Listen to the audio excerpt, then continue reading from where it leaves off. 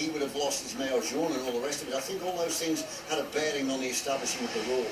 Yeah, we saw it early on in the Giro d'Italia, back in the start of the season, didn't we? When the big crash with Ferrari, when he took out Cavendish, and the race leader in the pink jersey, Taylor Phinney, went down. But obviously was able to start in that pink jersey as race leader because he fell in, well, with it again, with the inside of the line. So as the field are boring down on the finish, 33 kilometres to go, let me tell you, 36 riders are in the shake-up here for the overall standings, and then the 37th rider, Zach Dempster, trails the gold jersey by 1 minute and 35 seconds as we get a fantastic aerial shot here of the gorgeous countryside. All 5 Sky riders from yesterday, Rob, are in the shake-up here then for a possible tilt at the gold jersey. They are, and general classification, anything can happen in this at the moment. It's so early on in this stage race. And like we've mentioned, with these time bonuses as well, out on the road for the sprints, but also on the big time bonuses for the finish, it really can upset general classification. It only takes one stage. So it's Bibby on the front, then fanning out slightly. Jeremy Hunt sits second wheel. The rest of the Sky team in echelon formation, and also another Enduro rider tucked in the mix there, keeping the pace high. You just get the feeling now that it is beginning to simmer, and we are going to see that the pace is going to be raised significantly. And it's back to 1 minute and 39 now. So the escapees who were clear by over 2 minutes are now living on borrowed time. Yeah, we can see just that English flag there on the right-hand side of the screen. We can see how the wind is blowing that across, and so we've got a cross headwind on the left-hand side. That's going to be difficult for the guys on the front of this peloton, but let's not forget they get plenty of rest because there's at least 6-7 guys working now, as opposed to the 2 out front. They're going to be having to push their way through this wind. Williams and Jack Bobridge. You can see when we get a shot of Cavendish, actually his teammate ahead of him, Christian Nace, he almost steeples over Cav, doesn't he? Cav is just tucked right in behind him. When you're being sucked along in a wheel, it's worth almost 30%. Oh, it really is, 30 or 40%, depending on how quick you're going. And this is the reason why you see riders doing bit for those of you who are not too au fait with it. It is a lot harder on the front, and this is why it's so much harder for 2 riders to be away up front. As opposed to the peloton, where you get plenty of rest in the wheels, sheltered out of the wind.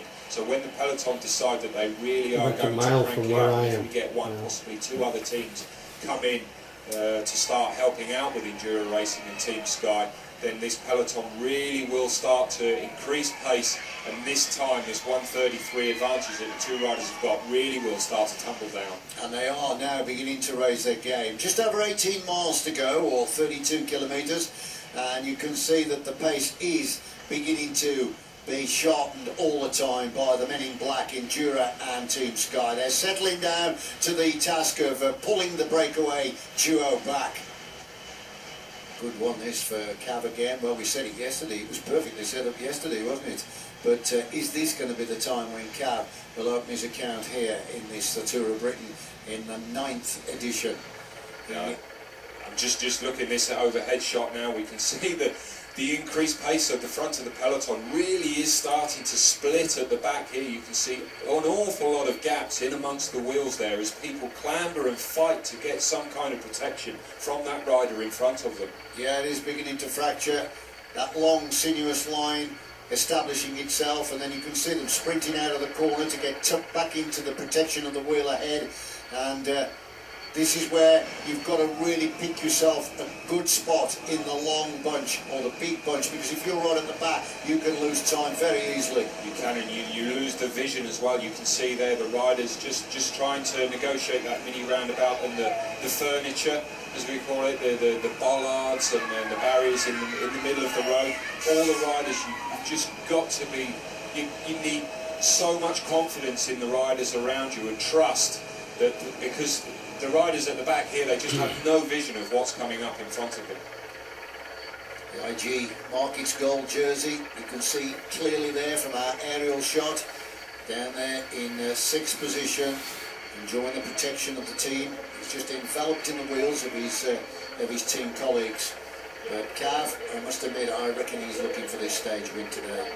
He's had success before in the Tour of Britain back in 2007. We mentioned a little bit in commentary about that yesterday when he tidied up the prologue in Crystal Palace and then went on to win stage 1 into Southampton, and he won the opening and closing stage of the Tour of Britain last year. So he's certainly looking for more success in this race, and I'm just wondering, having seen the kind of form he's starting to establish again, I know it's a tough shout with a big climb in the World Champs that's coming up over the Cowberg, but what do you think about Cav's chances? It's a big ask, really, isn't it? Yeah, I think earlier on in the year there was talk of it and big possibility of retaining that jersey, but I think now, especially after the last few months that he's had, I think he realises that he's going there and he's going there to do a job, and the job is to bring that jersey back. I feel it's something that I know he would dearly want to do, but I think he realises that it's just not possible on that kind of circuit, which is a shame.